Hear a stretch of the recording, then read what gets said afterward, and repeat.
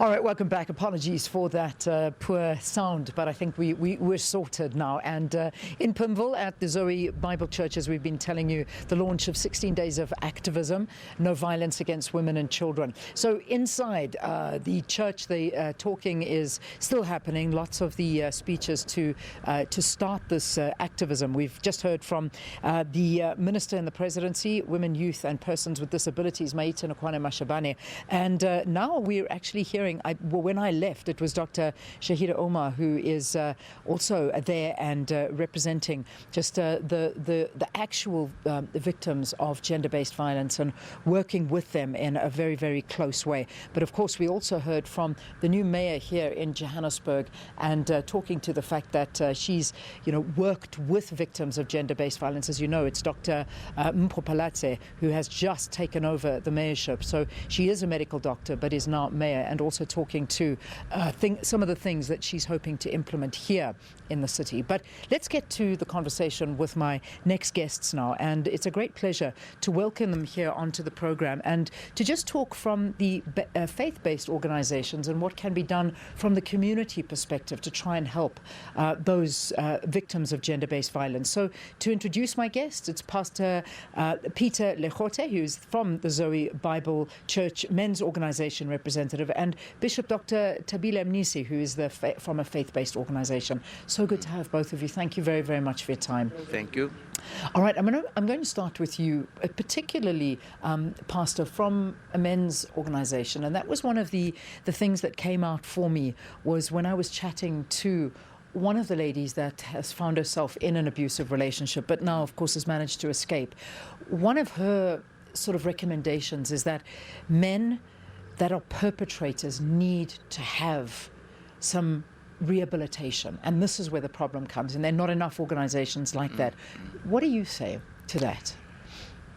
It's indeed absolutely true. Men ought to be trained from as early as possible as they go through the different phases of their life. And then they would be able to understand that it is not right to treat a woman in that kind of a manner. Men ought to know that it is important that they should be the protector, they should be the provider. They should also know that women look to them as those who will be able to guide them in all aspects of life. Of course, yes, many families today are without fathers, and that's where the problem begins. A household unit without a father figure, is not properly standing, and the basis and the foundation is not right. And that's why they feel like they can do whatever they want to do just to try and boost their esteem. And it is therefore important that men need to be drawn into various phases of forums as early as possible in their lives, particularly from teenage right going to early young adulthood. They should be taught as to how should you present yourself and remain accountable and be a man of integrity in all aspects of your life. Things don't just happen by themselves. We need to mentor them. We need to take them by the hand. We need to make sure that we produce men and women whom we can rely on in the future. Because a society with a weak-minded man is doomed. Yeah. Therefore, it is important that we do our best to try and rehabilitate them. The other factor that filters itself in this area is that they are involved in a lot of drugs and drinking, and they feel like it is their right to do. And, with that kind of direction, the society is beginning to lose direction. Yeah. And therefore, it is important that we begin to draw them into this life direction as early as possible. And it certainly is a big issue because it is intervening as soon as possible. Yes. And one of the standout moments for me was where, again, our guest was talking to the fact that she managed to actually pull her 7-year-old son out of the environment because she grew up in an abusive home. Yes, yes. Where her father was abusing her and her mother. Yes. She moved straight into an abusive relationship thereafter. Her son has been watching this abuse taking place, but she's now taken him out of that from a very young age to make him realize, no, this is not the way you treat people. Exactly. Now, is that what's happening? Pastor, I will get to you in a moment, but do you find, Bishop, I beg your pardon, Pastor, do you think that this is the problem, is that we never break the cycle, that especially young boy children, they're watching this and thinking, this is the way things are done?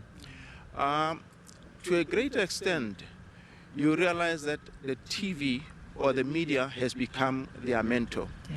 There's very little communication in the family where a man would sit and say, come, my son, let's sit and talk now. Tell me about these specific issues that we encounter every day. What have you experienced today? Have you found something that you can begin to say, but this is not how my father has taught me to behave in an outside world out there? And that kind of conversation and communication in the family unit is important. Where I know we wake up in the morning, we go to work. By the time we come back home, we are stressed and we want to do few things and get down and settle and sleep. But we need to have time to speak to our sons and begin to filter them into the various phases of life, so that when they are out there, they would know that I am someone whom the society and the community can rely upon. Yeah. But without that, then we are having it's like a headless chicken that has got no direction. Thank you. And it's a strong point to make.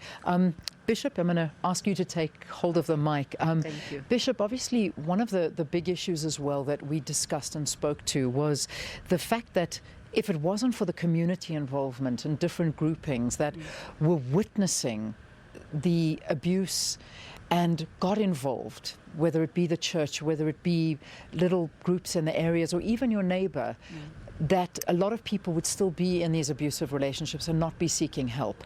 So where do groupings like such as what you're involved in come in to help community-based organizations? Leon, we are fortunate that... Can I? Yes, with pleasure. Yes, with pleasure. Thank you, Bishop. Thanks. We are fortunate that in our church, yes, I'm a president of Restoration Fellowship Ministry in Orange Farm. It's a church, it's a holistic approach. We do have a home, a hospice, and it's a development center, and we do have a gender-based violence as an ambassador of the gender-based violence. So it's a church. You don't just come to church and drive in and you are prayed for and then out you go. It's a holistic approach. It's a multi-sectoral involvement, because these things, they happen in the community. They happen in the church. People, they are no longer safe in the church. People, they are no longer safe within the family. People, they are no longer safe at school. So we need to change a mindset. We need to change how we do things. When we think about church of yesterday and church of today, they're not the same. Church of yesterday, the church was a place of safety, protection, support, embracing everyone. But churches of today, it's a money-making scheme. And churches of today, and it's about who you know and what car are you driving. It's about material things. So we are selling wrong mentality. And again, the divorce in the family structures. We don't have families anymore, because your grandmother is divorced, your mother, your great-grand. So it's a recurring decimal. So you are so correct when you say we need to cut this, have a demarcation, say no to violence, no to women abuse, no. As you say, when a boy child, also a girl child, the anger, it takes place. Because when the girl child or a boy child see that my father is driving a Capri or whatever, and then I don't have money to buy books, I don't have money to go to school, and then my mother, she's struggling. It's a vice versa. Sometimes my mother, she plays carts. There is a situation whereby next to the center, you try and help as much as you can. When you give clothes for the kids, they go and sell it and play cards. So you really need to change the mindset and change how people think and involve them and say, teach them training, and praying.